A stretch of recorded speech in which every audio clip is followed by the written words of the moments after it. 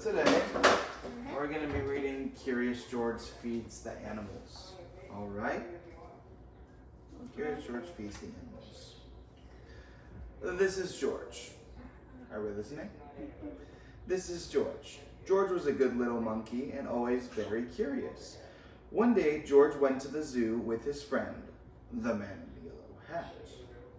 A new rainforest exhibit was opening, and they wanted to be the first ones inside. But when they got to the new exhibit, the doors were closed. "We'll have to come back here, George," the man said. "Why don't we visit the other animals while we wait?" First, they stopped to watch a zookeeper feed the seals. Who do you think is the zookeeper? Point to him. All right. Do you know how to spell zookeeper? Z-O-O-K-E-E-P.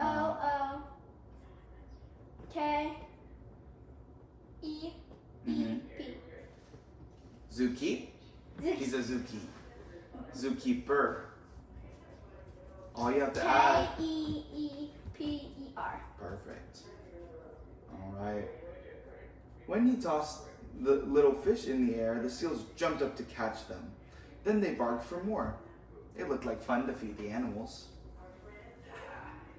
"Would you like something to eat too, George?"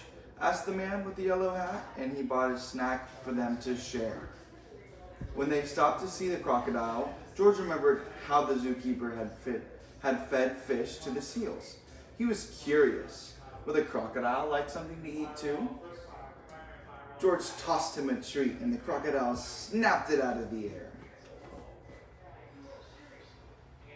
Next, they visited the koalas. George thought the koalas were so cute. Here was a friendly one. She was curious too. She wanted to see what George was eating, so he held out his hand to share. George shared his treats with an elephant and a baby kangaroo. George was making lots of new friends at the zoo. The lion was already eating, but the hippopotamus tried a snack too. Next, he gave a treat to an ostrich. Where's the ostrich? Can you see him?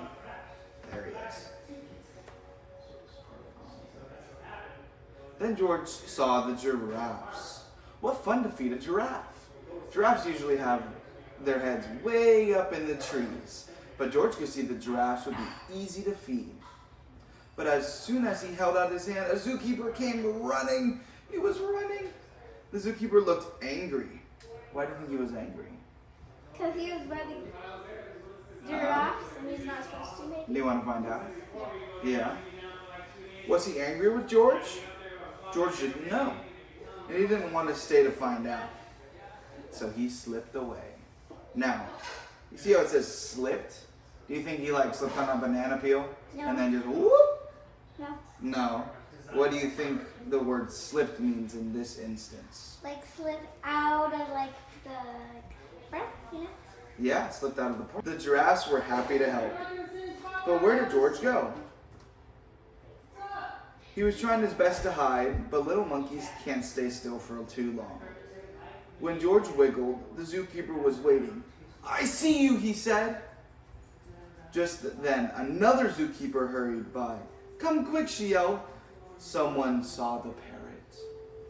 Or maybe they thought the monkey was a part of the zoo. Do you think that? Yeah. I think maybe. Look, even it says "this way to the monkeys." Ooh! The first zookeeper led George to a bench. "The parrot from our new exhibit escaped, and I must help find it," he explained. He told George to wait for him there. And before he left, he said, "Don't you worry. You're not in trouble, but you're not supposed to feed the animals. Oh. The wrong food might make them sick." All right, you see here how it says "your," right? But it isn't Y-O-U-R, right? Because that's like your, right?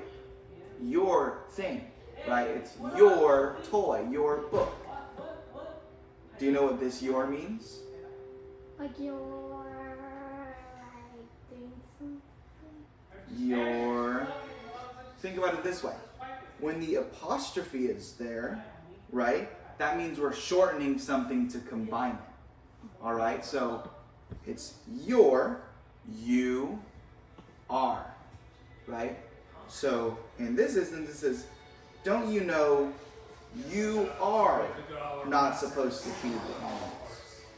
Does that make sense? Yeah? So how do we use your? And what does it mean?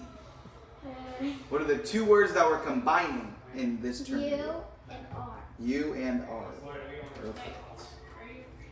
A big bird swooped down and snatched it right up. Now George knew he wasn't supposed to feed the animals. But this one, he did it himself. A zookeeper passing by was happy to see George. You found the parrot, she said. We've been looking for this bird all day. When she saw George's snack, she said, this isn't the best thing to feed a parrot, but a little thing won't hurt. Would you like to help me put him back where he belongs?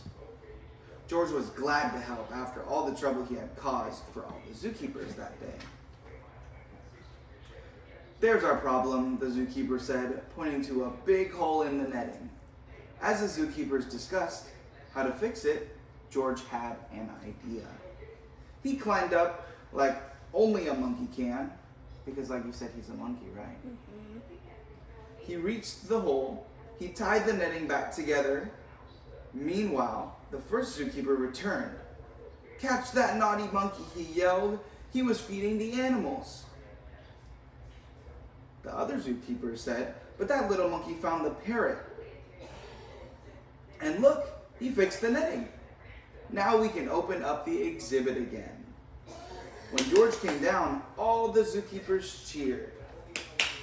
Finally, the celebration began and the doors were open. The man with the yellow hat was there, and he and George got to be the first ones to go inside. As George walked in, the zookeepers thanked him for all of his help. Please visit us anytime, they said.